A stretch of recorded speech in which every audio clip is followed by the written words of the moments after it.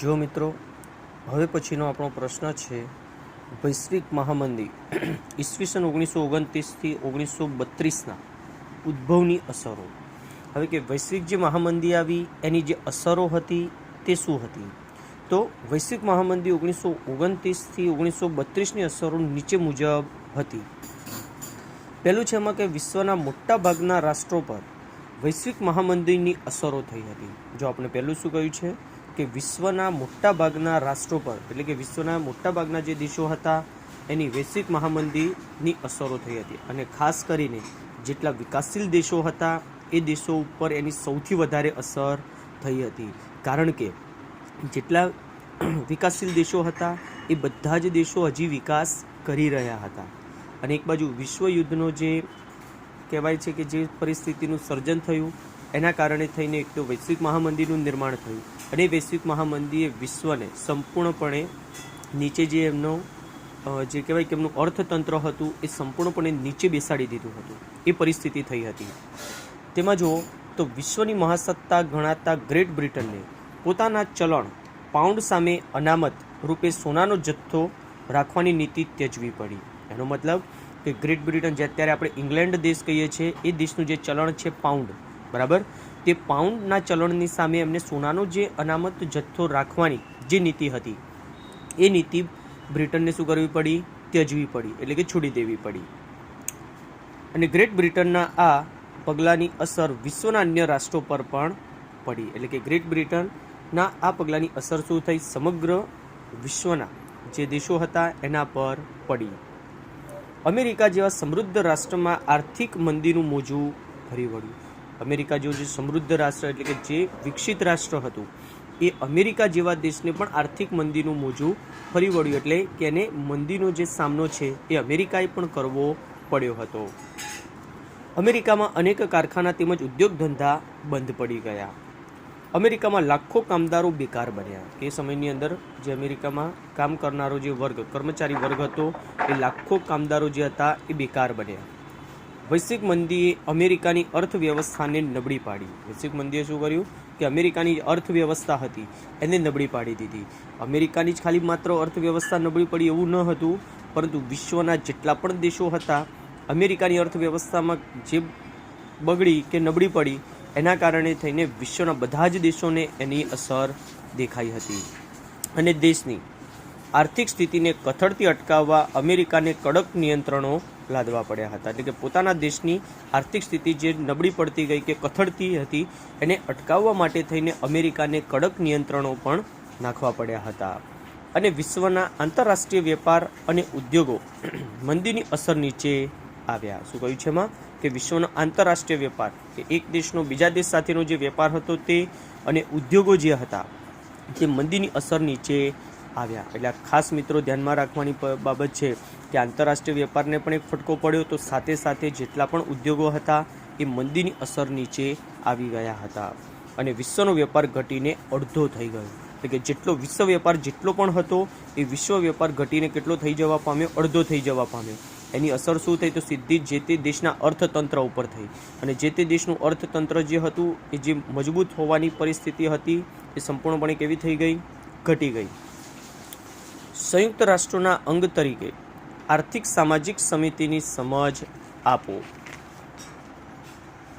જો એમાં આપણને કહ્યું છે કે સંયુક્ત રાષ્ટ્રોની આ સમિતિ આર્થિક અને સામાજિક ક્ષેત્રે ખૂબ જ મહત્વ ધરાવે છે. શું કહ્યું છે? કે સંયુક્ત રાષ્ટ્રોની આ સમિતિ આર્થિક અને સામાજિક ક્ષેત્રે ખૂબ જ મહત્વ ધરાવે છે.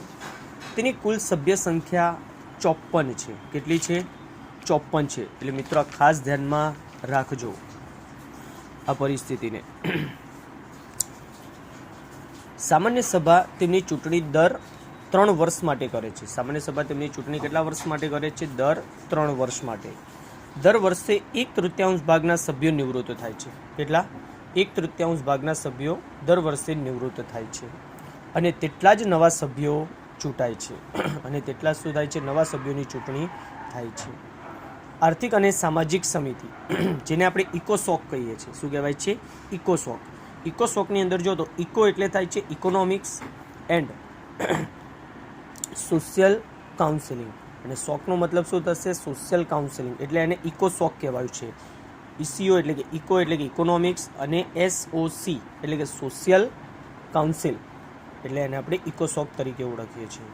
જે જગતના દેશોની આર્થિક, સામાજિક, સાંસ્કૃતિક અને આરોગ્ય વિષયક બાબતોનો અભ્યાસ કરી અહેવાલ તૈયાર કરે છે. શું કહ્યું છે એમાં? કે જે તે જગતના એટલે કે વિશ્વના દેશોની આર્થિક, સામાજિક અને સાંસ્કૃતિક અને આરોગ્ય વિષયક બાબતોનો અભ્યાસ કરી, એટલે કે એમની હેલ્થની બાબતોનો અભ્યાસ કરી તેના અહેવાલો તૈયાર કરે છે અને તેમના વિકાસ માટે વિવિધ પ્રવૃત્તિઓની ભલામણો કરે છે. અને તેમના વિકાસ માટે અલગ અલગ જે પ્રવૃત્તિઓ કહેવાય છે, બરાબર, એ પ્રવૃત્તિઓની ભલામણ કરે છે. તે ધર્મ, જાતિ કે પ્રદેશના ભેદભાવ વિના જગતની પ્રજાનું જીવન ધોરણ ઊંચું લાવવાના પ્રયત્ન કરે છે. શું કહ્યું છે આપણને? તે ધર્મ, જાતિ કે પ્રદેશના ભેદભાવ વિના, એટલે કોઈ પણ પ્રકારનો ધર્મ, જાતિ ધરાવતા લોકો હોય કે કોઈ પણ પ્રદેશમાં વસવાટ કરતા લોકો હોય, તેમના પ્રત્યે કોઈ પણ પ્રકારનો ભેદભાવ વિના જગતની પ્રજાનું જીવન ધોરણ ઊંચું લાવવાનો તે પ્રયત્ન કરે છે. એ કઈ સમિતિ? તો ઇકોસોક સમિતિ, જેને આપણે ગુજરાતીમાં આર્થિક અને સામાજિક સમિતિ કહીએ છીએ. આ સમિતિની દેખરેખ નીચેની તેની પેટા સમિતિઓ એટલે કે સંસ્થાઓ વિશ્વભરમાં કામ કરે છે. પહેલું છે WHO, જે આપણે વિશ્વ આરોગ્ય સંસ્થા, જેને આપણે વર્લ્ડ હેલ્થ ઓર્ગેનાઇઝેશન કહીએ છીએ, બરાબર. તે વિશ્વના બધા લોકોની તંદુરસ્તીનું ધોરણ સુધારવાનું કામ કરે છે. કે વિશ્વમાં રહેતા બધા જ લોકોની તંદુરસ્તી એટલે કે એમનું હેલ્થ જાળવવાનું કામ જે છે એ કઈ સંસ્થા કરે છે? WHO કરે છે, જેને આપણે વર્લ્ડ હેલ્થ ઓર્ગેનાઇઝેશન એટલે કે વિશ્વ આરોગ્ય સંસ્થા તરીકે પણ ઓળખીએ છીએ. IMF, આંતરરાષ્ટ્રીય બેંક અને નાણાં ભંડોળ, જેને આપણે ઇન્ટરનેશનલ મોનિટરી ફંડ કહીએ છીએ. શું કહે છે? International monetary fund, IMF. તે વિશ્વમાં નાણાકીય સ્થિરતા સ્થાપવાનું કામ કરે છે. શું કામ કરે છે? નાણાકીય સ્થિરતા સ્થાપવાનું કામ કરે છે. પછી કહે છે FAO, આંતરરાષ્ટ્રીય અન્ન અને કૃષિ સંસ્થા. આપણે એને કઈ સંસ્થા કહી છે? આંતરરાષ્ટ્રીય અન્ન અને કૃષિ સંસ્થા, ફૂડ એન્ડ એગ્રીકલ્ચર ઓર્ગેનાઇઝેશન, બરાબર. તે દુનિયાના બધા દેશોના કૃષિ ઉત્પાદનો, જંગલો, માછલીઓ વગેરેનું ઉત્પાદન વધારવાનું તેમજ પોષણનું ધોરણ ઊંચું લાવવાનું કામ કરે છે. મિત્રો, ખાસ ધ્યાનમાં રાખવાની બાબત છે કે FAO, જે આંતરરાષ્ટ્રીય અન્ન અને કૃષિ સંસ્થા છે, જેને આપણે ફૂડ એન્ડ એગ્રીકલ્ચર ઓર્ગેનાઇઝેશન તરીકે ઓળખીએ છીએ, તે દુનિયાના બધા દેશોમાં કૃષિ ઉત્પાદનો, જંગલો, માછલીઓ વગેરેનું ઉત્પાદન વધારવાનું તેમજ પોષણનું ધોરણ ઊંચું લાવવાનું કામ કરે છે.